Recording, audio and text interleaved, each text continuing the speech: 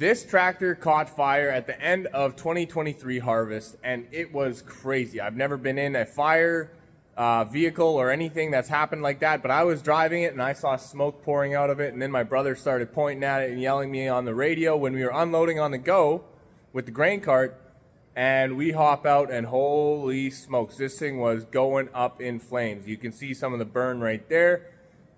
Somehow we managed to get it out. My brother lost a pair of gloves in the process, but we were able to get it out, I'm sure, seconds or minutes before a hydraulic or fuel line burst. And if that happened, it would have been done forever.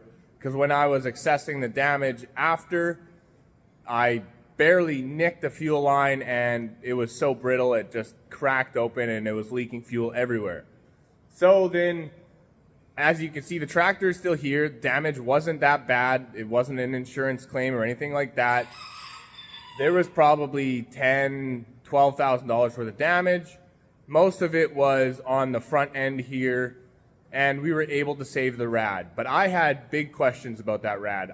It has plastic end tanks, and they looked really crispy and brittle, and I thought, man, I don't see it holding up. But we took it out. We sent it to a rad shop. They assessed it as well. They did some pressure tests and other checks, and they thought it still seemed structurally good. So we threw it back in, and it has run flawlessly throughout this whole season. But harvest this year, I started hearing some engine idlers start.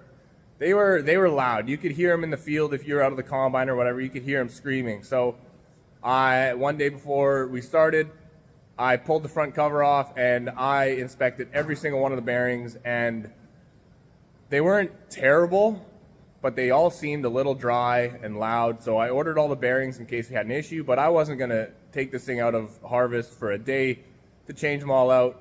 So now one of the things we're going to do is we're going to change all the engine idlers.